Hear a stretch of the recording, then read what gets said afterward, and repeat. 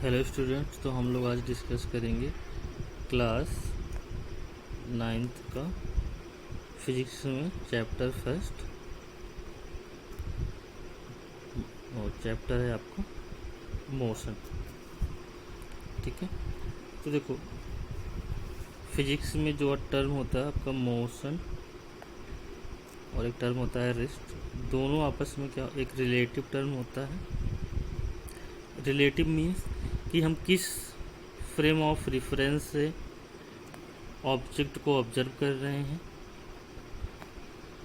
तो इस frame of reference पे डिपेंड्स करता है कि आपका कोई भी ऑब्जेक्ट मोशन में है या रेस्ट पे है। तो फ्रेम ऑफ रेफरेंस पे डिपेंड करेगा कोई भी ऑब्जेक्ट मोशन में है या रेस्ट पे है।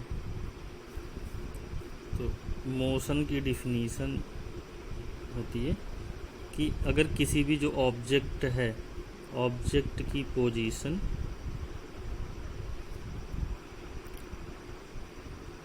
चेंज कर रही है with respect to time, if object positions change with respect to time, अगर टाइम के रिस्पेक्ट में ऑब्जेक्ट की पोजीशन क्या हो रही है, चेंज हो रही है, तो हम बोलेंगे ऑब्जेक्ट किस में है, मोशन में है। और जस्ट इसी के अपोजिट क्या हो जाएगा, रेस्ट। अगर ऑब्जेक्ट की पोजीशन टाइम के साथ आपका चेंज नहीं हो रही है तो हम बोलेंगे ऑब्जेक्ट किस पे है, रेस्ट पे है।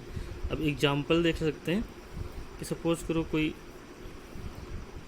आपका एक कंपार्टमेंट हो गया ट्रेन का और यहाँ पे पैसेंजर्स हैं। ठीक है, तो जो पैसेंजर्स 1 है और ये पैसेंजर 2, तो और ट्रेन आपका इस तरीके से मोशन में है। लेकिन हम जो पैसेंजर 1 है पैसेंजर 2 को देखेगा तो पैसेंजर 2 किस में हमें नज़र आएगा, रेस्ट पे नज़र आएगा, क्योंकि दोनों कंपार्टमेंट के अंदर है। लेकिन कोई थर्ड पर्सन है, वो कहाँ पे है, थर्ड पर्सन आपका ग्राउंड पे है। तो अगर वो ग्राउंड से देखेगा इस सेकंड पर्सन को तो सेकंड पर्सन किस में नज़र आएगा, आपको मोशन में नज़र आएगा। तो यहाँ से हमें समझ में आ गया कि जो मोशन और रेस्ट क्या होता है आपका फ्रेम ऑफ रेफरेंस पे डिपेंड करता है। फ्रेम ऑफ रेफरेंस क्या होता है कि जहाँ से हम ऑब्जेक्ट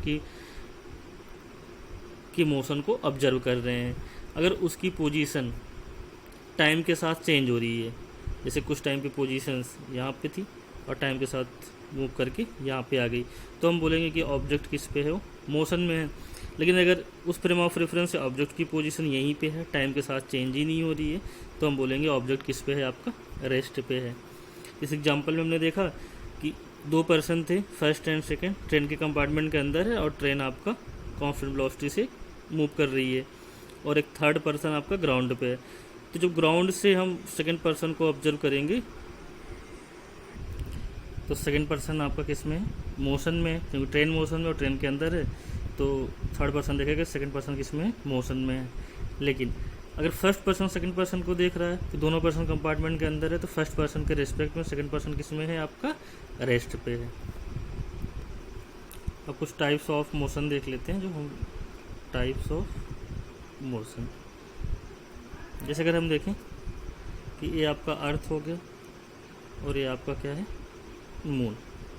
तो मून क्या करता है, इस तरीके से अर्थ के अराउंड में मोशन परफॉर्म करता है। तो इसके मोशन को कौन सा हम नाम देंगे, तो इसके मोशन को हम नाम देंगे सर्कुलेटरी मोशन। ठीक है, तो सर्कुलेटरी मोशन क्या होता है कि ऐसा मोशन जिसमें जो ऑब्जेक्ट का पाथ है, ऑब्जेक्ट किस पाथ पे है, ऑब्जेक्ट आपका सर्कुलर पाथ पे मोशन कर रहा है, तो उसकी हम मोशन को क्या बोलेंगे, सर्कुलेटरी मोशन बोलेंगे। नेक्स्ट है आपका linear motion.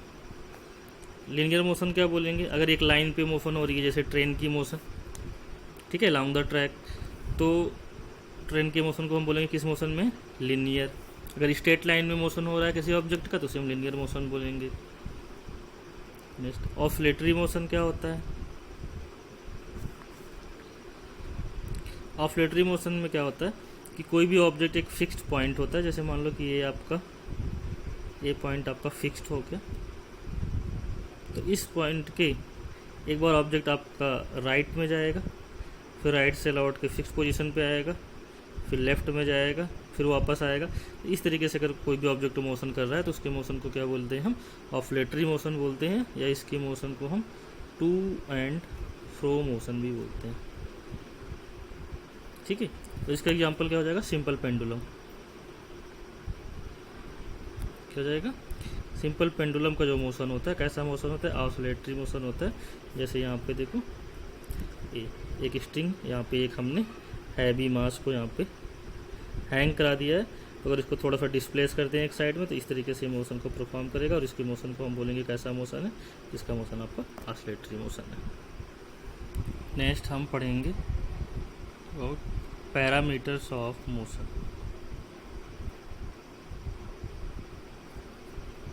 Parameters of motion, तो पैरामीटर्स में हमें क्या क्या पढ़ना है, हमें पढ़ना है डिस्टेंस, डिस्प्लेसमेंट,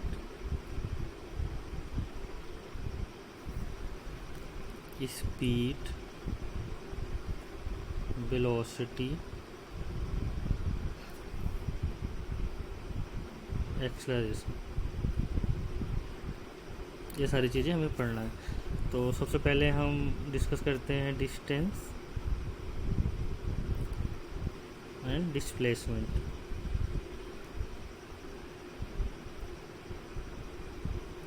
तो आपका डिस्टेंस होता है actual length of the path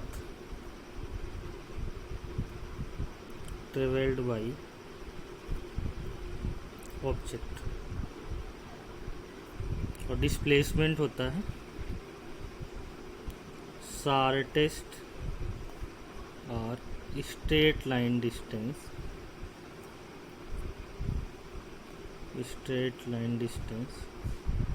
from initial position to final position.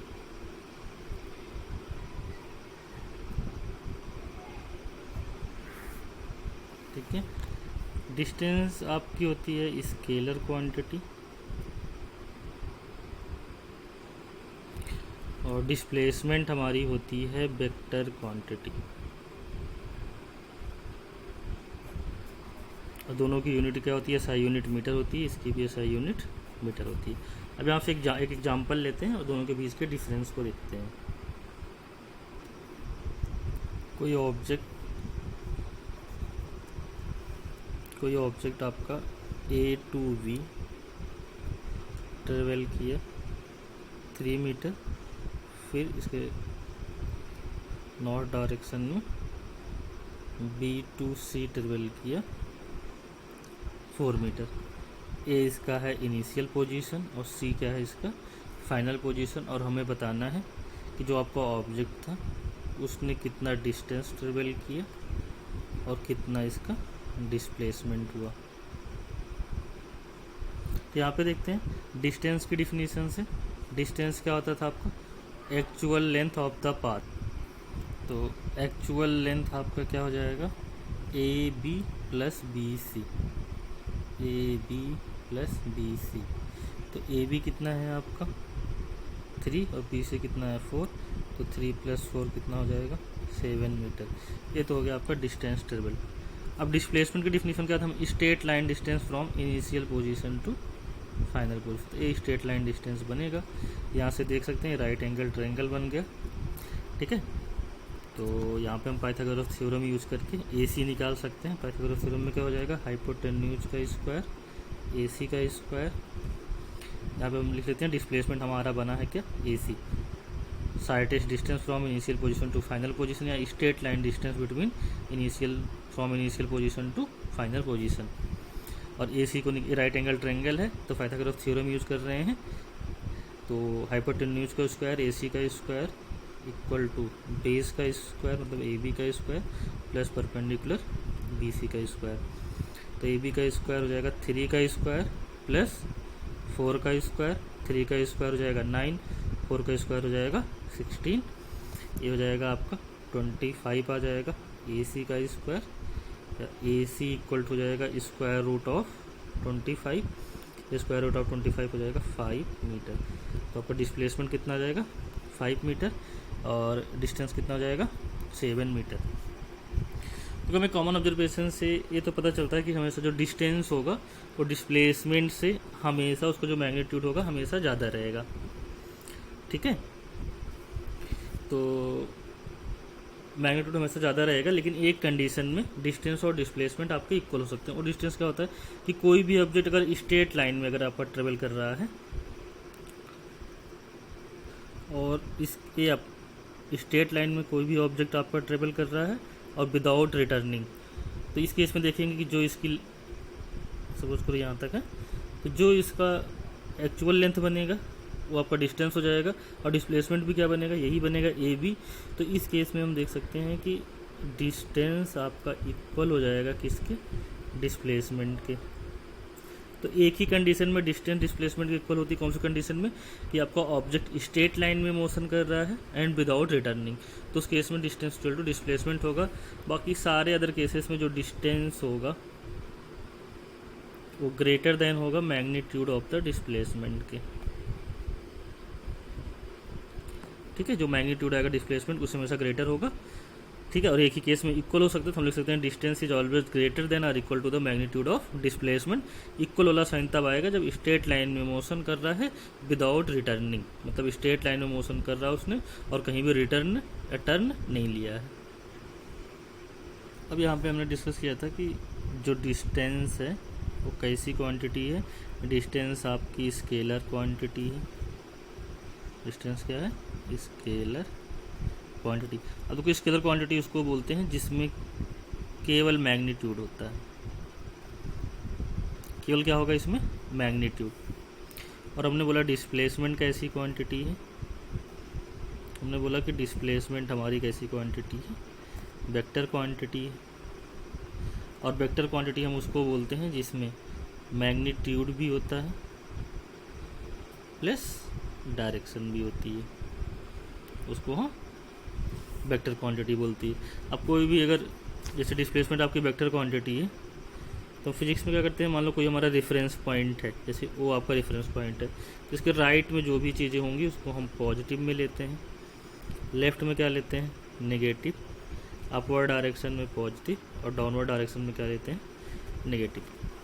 जैसे कोई ऑब्जेक्ट अगर वो फिर ट्रेवल करना स्टार्ट किया, ये 3 मीटर कहाँ पे गया, राइट गया, फिर ये वापस आके ओ पे आ गया, 3 मीटर वापस आ गया, तो हम बोलेंगे कि इस केस में डिस्टेंस कितना है, डिस्टेंस होगा actual length of the path, तो 3 + 3 6। लेकिन डिस्प्लेसमेंट क्या होता है, distance between initial position to final. Initial और फाइनल पोजीशन क्या है इस केस में, सेम है, तो डिस्प्लेसमेंट क्या बन जाएगा अभी इसमें, आपका 0 हो जाएगा। अगर ऑब्जेक्ट केवल जैसे सपोज करो ये पॉइंट ओ टू ए होता तो कितना डिस्प्लेसमेंट होता है इसका, 3 मीटर होता, लेकिन ये वापस आ गया ओ पे, तो डिस्प्लेसमेंट कितना हो गया इसका, 0 हो गया। अब अगर ये ऑब्जेक्ट इस डायरेक्शन में ट्रेवल कर जाए, लेफ्ट डायरेक्शन में 3 मीटर, तो बोलेंगे कि इसका डिस्प्लेसमेंट का मैग्नीट्यूड कितना है, 3। लेकिन अब डायरेक्शन क्या हो गई इसकी, लेफ्ट साइड में हो गई, तो डायरेक्शन को बताने के लिए हम नेगेटिव यूज़ करेंगे। हम बोलेंगे कि डिस्प्लेसमेंट क्या हो गया, तो डिस्प्लेसमेंट आपका हो जाएगा, डिस्प्लेसमेंट हो जाएगा -3 मीटर। तो यहाँ पे देख लिया हमने, और डिस्टेंस कितना हो जाएगा, 3 + 3 + 3 9 मीटर। तो यहाँ पे हमने देखा कि डिस्टेंस आपका हमेशा क्या रहेगा, पॉजिटिव रहेगा, हमेशा आपका पॉजिटिव रहेगा। लेकिन जो डिस्प्लेसमेंट है, डिस्प्लेसमेंट की वैल्यू आपकी क्या हो सकती है, नेगेटिव भी हो सकती है, 0 भी हो सकती है और पॉजिटिव भी हो सकती है। एक डिफरेंस तो इसमें हो गया। तो अब क्या क्या डिफरेंसेस हो गए डिस्टेंस और डिस्प्लेसमेंट में, कि डिस्टेंस आपकी स्केलर क्वांटिटी होती है, डिस्प्लेसमेंट वेक्टर क्वांटिटी होती है। डिस्टेंस का मैग्नीट्यूड, जो डिस्टेंस होगा और डिस्प्लेसमेंट के मैग्नीट्यूड से always greater than or equal हो सकता है। डिस्टेंस हमेशा पॉजिटिव होता है, डिस्प्लेसमेंट क्या होता है आपका, नेगेटिव, 0 या पॉजिटिव, तीनों चीज़ें हो सकती हैं। 0 कब होगा, जब कोई भी ऑब्जेक्ट जिस पॉइंट से मूवमेंट स्टार्ट किया है उसी पॉइंट पे वापस आ जाए, तो हम बोलेंगे डिस्प्लेसमेंट 0 है। और जिस पॉइंट से स्टार्ट किया उसके लेफ्ट में चला जाएगा तो हम बोलेंगे नेगेटिव है, और राइट में ही रहेगा हमेशा तो क्या रहेगा वो पॉजिटिव रहेगा।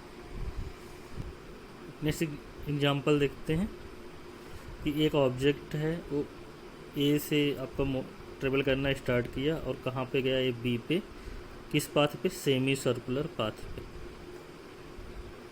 तो सेमी सर्कुलर पाथ पे कोई भी ऑब्जेक्ट ए टू बी आपका ट्रेवल करता है और इस सेमी सर्कुलर पाथ का जो रेडियस है 10 मीटर, तो हमसे पूछा है कि इसका डिस्टेंस क्या होगा इस ऑब्जेक्ट का और डिस्प्लेसमेंट क्या होगा। तो हम डिस्टेंस निकाल लेते हैं। डिस्टेंस की डेफिनेशन होती है actual length of the path. तो ये आपका एक्चुअल लेंथ है, इसी पाथ पे तो ट्रेवल किया है, और ये क्या हो जाएगा सेमी सर्कुलर का पेरीमीटर। तो आपका डिस्टेंस बन जाएगा, डिस्टेंस हो जाएगा perimeter of semi circular path, और क्या होता है पाई इंटू आर हो जाता है, और हमें रेडियस यहाँ पे गिवन है कितना है 10, तो जाएगा पाई इंटू 10 या 10 पाई मीटर हो जाएगा। और डिस्प्लेसमेंट क्या होता है आपका, डिस्प्लेसमेंट होता है straight line distance between from initial position to final. तो आपका इनिशियल है फाइनल, तो ये आपका स्ट्रेट लाइन डिस्टेंस बचेगा, तो ये जाएगा 10, क्योंकि डायमीटर है तो डायमीटर इसका जाएगा 2 इंटू आर, हो जाएगा 2 इंटू 10, कितना जाएगा आपका 20 मीटर हो जाएगा आपका डिस्प्लेसमेंट। यही अगर आपका कोई भी ऑब्जेक्ट एक फुल सर्कल पे ट्रेवल करता, एक कंप्लीट सर्कल इस पॉइंट से स्टार्ट करके, तो डिस्प्लेसमेंट क्या बन जाता है इस केस में 0, क्योंकि इनिशियल पोजीशन भी होती है और फाइनल पोजीशन। लेकिन डिस्टेंस क्या बनता है इसका पेरीमीटर, अगर रेडियस आर है तो फुल सर्कल का पेरीमीटर कितना होता है 2 पाई आर, तो डिस्टेंस तो आपका क्या बनता 2 पाई आर बनता, और डिस्प्लेसमेंट क्या बनता फुल सर्कल के लिए आपका 0। नेक्स्ट देखते हैं कि यूनिफॉर्म मोशन आपका क्या होता है, यूनिफॉर्म मोशन और non uniform motion.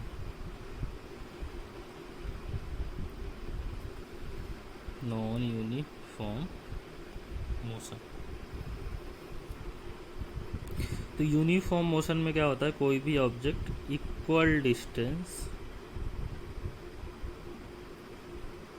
Covered in equal interval of time.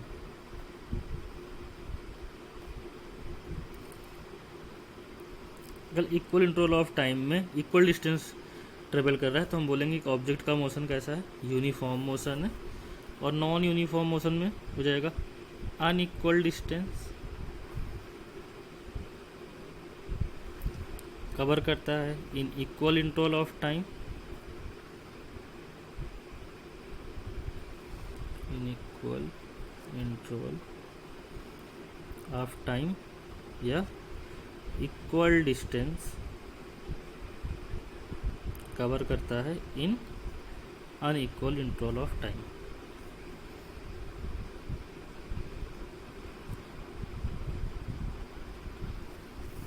तो एग्जांपल देख लेते हैं कि कोई भी ऑब्जेक्ट O टू A, फिर गया आपका A to B, B to C, और ये आपका 5 मीटर है, ए भी 5 मीटर है, ए भी 5 मीटर है। सपोज करो ऑब्जेक्ट 1 सेकेंड में कितना ट्रेवल किया 5 मीटर, फिर अगले 1 सेकेंड में कितना 5 मीटर, फिर अगले 1 सेकेंड में कितना 5 मीटर। तो हम बोलेंगे कि ऑब्जेक्ट का मोशन कैसा है, यूनिफॉर्म मोशन है। यही नॉन यूनिफॉर्म मोशन में क्या होगा कि O to A B C, और सारे आपको कितने 5 मीटर्स हैं। जैसे O टू A 1 सेकेंड में ट्रेवल किया, फिर अगला आपका A टू B 1.5 सेकेंड में ट्रेवल कर रहा है, अगला 2 सेकेंड में कर रहा है, तो हम बोलेंगे कि इसका मोशन कैसा है, नॉन यूनिफॉर्म मोशन है। नेक्स्ट डिस्कस करेंगे हम पैरामीटर्स ऑफ मोशन, स्पीड।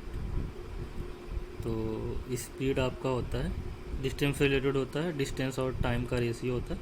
तो स्पीड आपका होता है डिस्टेंस ट्रेवल्ड, और इस डिस्टेंस ट्रेवल करने में जो भी टाइम आपके लिए है अपॉन टाइम टेकन। तो स्पीड आपका हो जाएगा distance travel upon time taken, और डिस्टेंस की यूनिट क्या होती है मीटर, और टाइम की क्या होती है सेकंड। तो स्पीड की यूनिट हो जाएगी मीटर पर सेकंड। डिस्टेंस कैसी क्वांटिटी है आपकी स्केलर, और स्पीड भी कैसी क्वांटिटी आपकी होती है स्केलर क्वांटिटी होती है। अब इस स्पीड में हम एवरेज स्पीड की बात करते हैं। अगर आपका मोशन नॉन यूनिफॉर्म है तो इसमें हम एवरेज स्पीड की बात करेंगे, और एवरेज स्पीड आपका होता है टोटल डिस्टेंस ट्रेवल्ड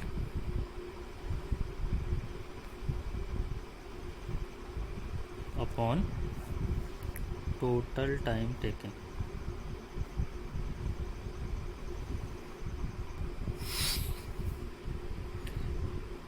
नेक्स्ट हम पढ़ेंगे कैलकुलेशन ऑफ एवरेज स्पीड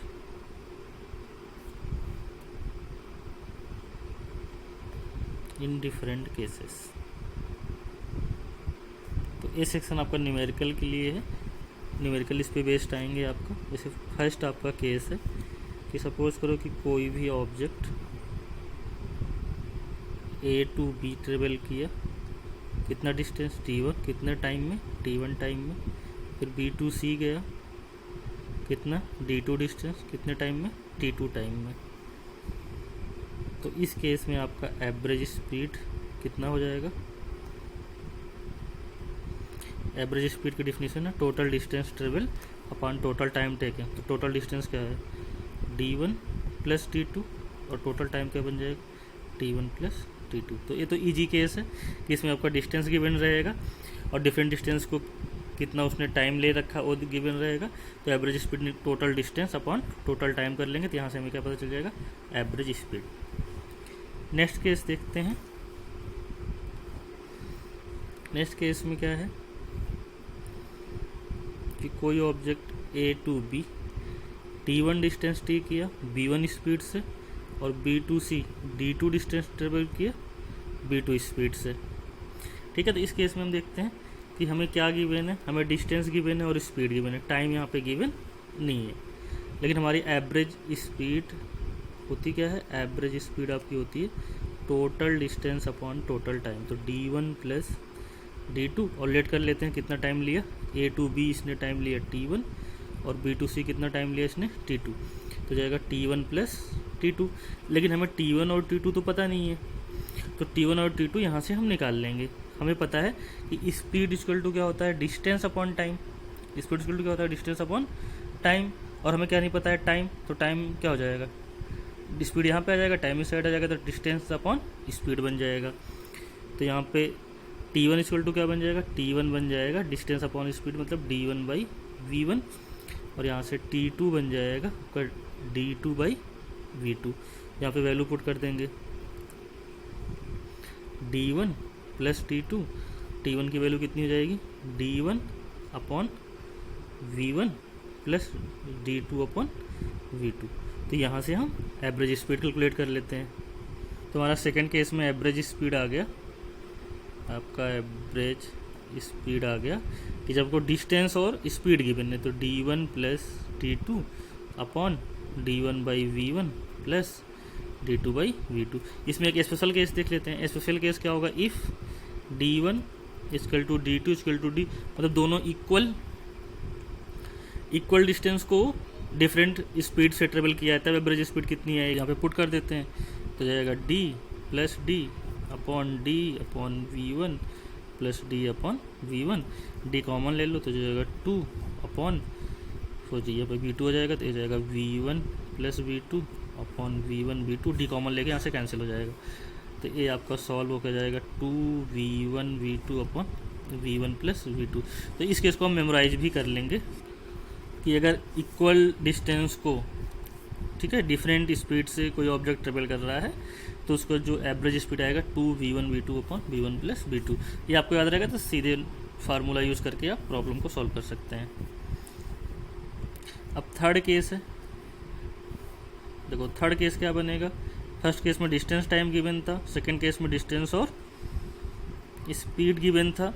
अब थर्ड में स्पीड और टाइम गिवन। v1 स्पीड से कितना टाइम लेता है? t1, और b2 स्पीड से कितना टाइम लेता है? t2 b2 c जाने में, a टू b। अब यहाँ पे हमें डिस्टेंस नहीं गिवन है। और आपका एवरेज स्पीड क्या होता है? एवरेज स्पीड होता है total distance d1 plus t2 upon t1 plus t2। हम लेट कर लेते हैं कि a टू b कितना है? d1, और b टू c कितना है आपका यहाँ पे? d2। तो डिस्टेंस तो आपको गिवन नहीं है, लेकिन हमें पता है कि स्पीड इक्वल टू क्या होता है, डिस्टेंस अपॉन टाइम। तो डिस्टेंस क्या हो जाएगा, स्पीड इंटू टाइम। तो यहाँ से हम स्पीड इंटू टाइम गिवन है, यहाँ से d1 इक्वल टू हो जाएगा v1 t1, और यहाँ से आपका d2 इक्वल टू हो जाएगा v2 इंटू t2। तो आपका एवरेज स्पीड हो जाएगा v1 t1 plus v2 t2 upon t1 plus t2। Next parameter है वेलोसिटी। तो वेलोसिटी आपका डिस्प्लेसमेंट से रिलेटेड है। वेलोसिटी इक्वल टू होता है displacement of the object upon time taken.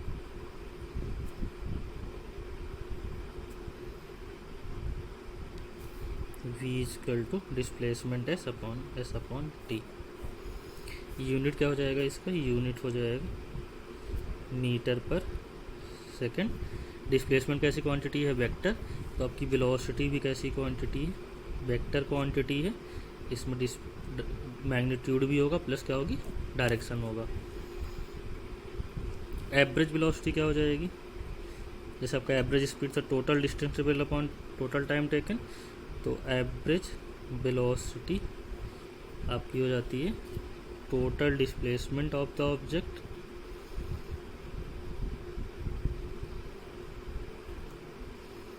Total displacement of the object upon total time taken.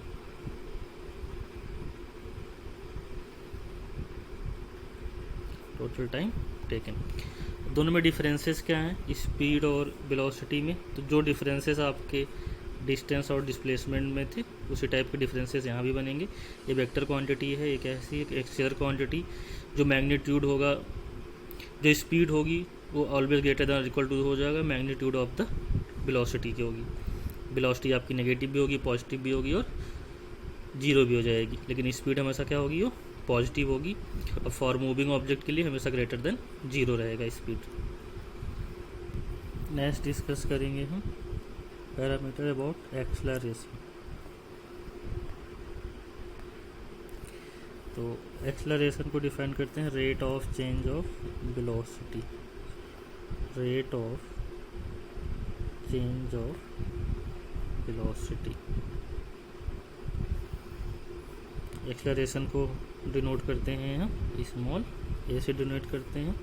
तो ए equal to हो जाता है change in velocity upon time taken. तो acceleration equal to change in velocity हो जाएगी final velocity minus initial velocity upon time taken. तो यहाँ पे फाइनल वेलोसिटी को हम सिंबल v से दिखाएंगे, इनिशियल वेलोसिटी को सिंबल u से दिखाएंगे अपॉन t। तो a इक्वल टू हो जाएगा v minus u upon t। Unit इसकी बन जाएगी वेलोसिटी को जो मीटर पर सेकंड और टाइम का सेकंड हो जाएगा मीटर पर सेकंड स्क्वायर। और ये भी कैसी क्वांटिटी है आपकी, वेक्टर क्वांटिटी है, मैग्नीट्यूड भी होगा प्लस इसमें डायरेक्शन भी होंगी। अगर नॉर्मल लैंग्वेज में समझे तो एक्सेलरेशन का मतलब होता है कि वेलोसिटी में किस रेट से चेंज आ रहा है। जैसे अगर मान लो कि एक्सेलरेशन आपका गिवन है 2 मीटर पर सेकंड और किसी ऑब्जेक्ट की इनिशियल स्पीड को 1 मीटर पर सेकंड से ट्रेवल कर रहा था और उसकी यूनिफॉर्म एक्सेलरेशन कितना है 2 metre per second square.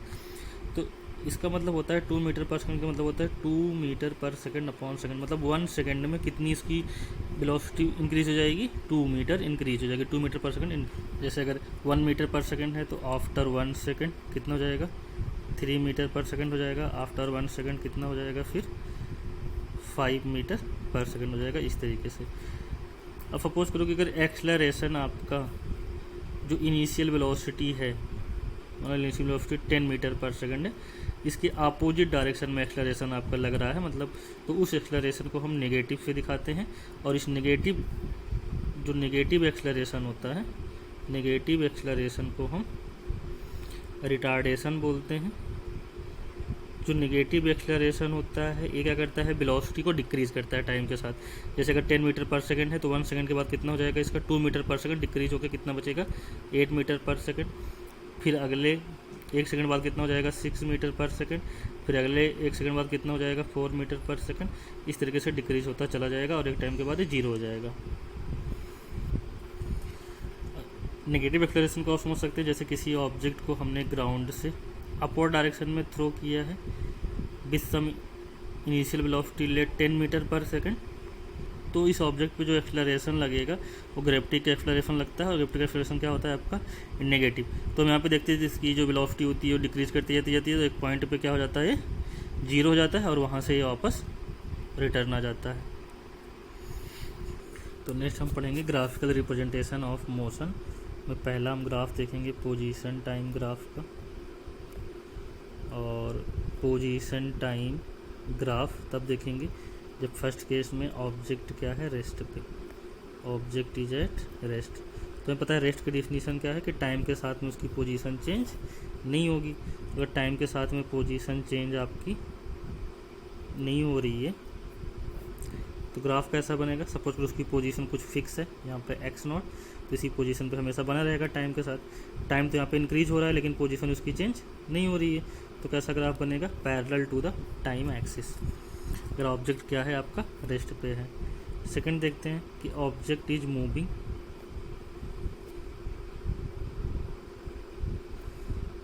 With constant velocity. अगर ऑब्जेक्ट कांस्टेंट वेलोसिटी से मूव कर रहा है तो पोजीशन क्या होगी उसकी, कंटिन्यूसली चेंज करेगी। लेकिन क्या होगा आपका, इक्वली चेंज करेगी, इक्वल डिस्टेंस और इक्वल टाइम में ट्रेवल करेगा, तो उसका ग्राफ कुछ इस तरीके से स्ट्रेट लाइन बनेगा। और इसको हम बोलते हैं कि यूनिफॉर्म मोशन के लिए भी ये ग्राफ है, क्योंकि अगर कांस्टेंट वेलोसिटी है तो equal displacement, equal interval of time में, equal distance, equal interval of time में ट्रेवल करेगा वो। थर्ड है फॉर नॉन यूनिफॉर्म स्पीड के लिए ग्राफ कैसा बनेगा, नॉन यूनिफॉर्म मोशन। तो नॉन यूनिफॉर्म मोशन में क्या होगा आपका,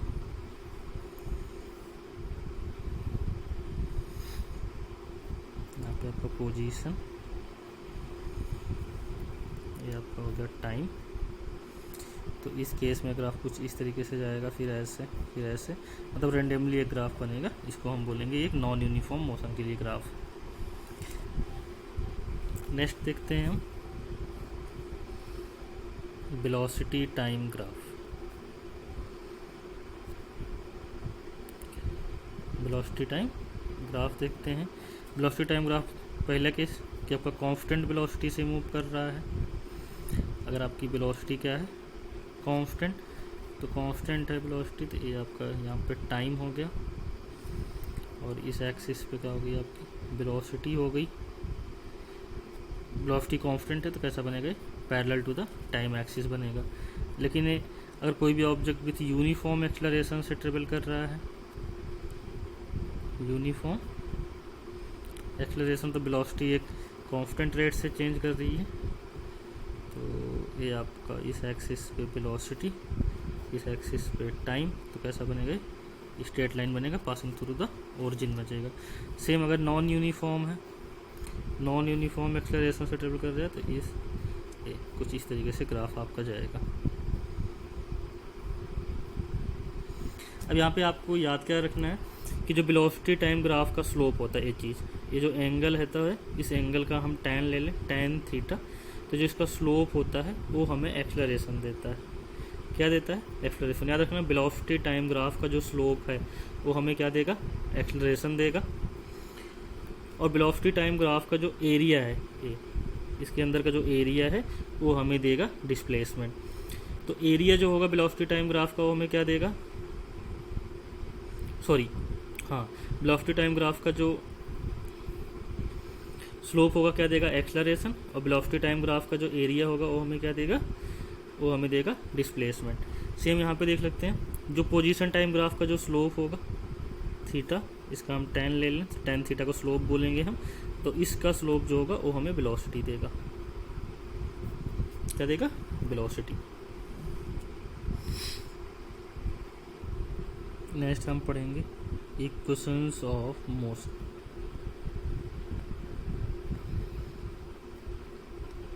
यहाँ पे 3 इक्वेशंस ऑफ मोशन हम पढ़ते हैं।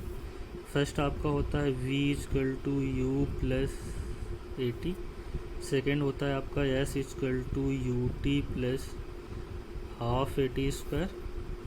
थर्ड आपका होता है v square equal to U square plus 2as। यहाँ पे सिंबल्स क्या हैं? v को हम बोलते हैं फाइनल वेलोसिटी,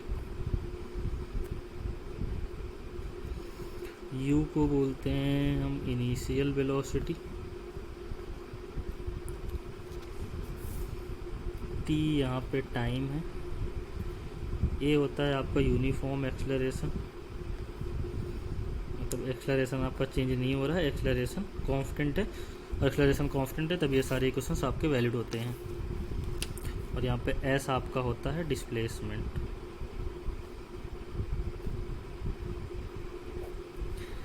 पहले को हम बोलते हैं वेलोसिटी टाइम इक्वेशन, ये आपका क्या होगा? Velocity time equation, displacement time equation, ठीक है, और वेलोसिटी डिस्प्लेसमेंट इक्वेशन इसको बोलते हैं।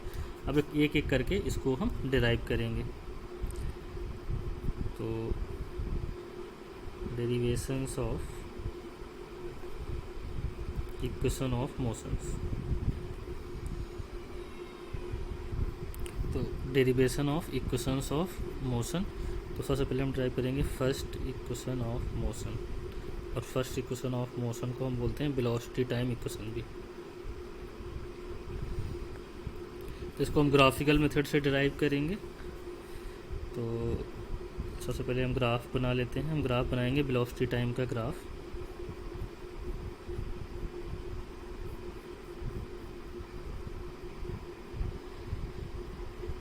इस एक्सिस पे आपकी वेलोसिटी है, वाई एक्सिस पे क्या है आपकी वेलोसिटी, और एक्स एक्सिस पे आपका क्या है टाइम। यहाँ पे टाइम क्या है आपका 0। तो जो t इक्वल टू 0 पे जो वेलोसिटी होती है उसको हम इनिशियल वेलोसिटी बोलते हैं। इनिशियल वेलोसिटी क्या u बोलते हैं उसको। कंप्लीट कर लेते हैं। इनिशियल वेलोसिटी कितनी थी उसकी? u है, ठीक है। उसके बाद वो कांस्टेंट एक्सेलरेशन से ट्रेवल करना स्टार्ट किया, और t टाइम के बाद उसकी जो फाइनल वेलोसिटी है वो कितनी हो गई? यहाँ पे फाइनल वेलोसिटी उसकी हो गई v। कितने टाइम के बाद?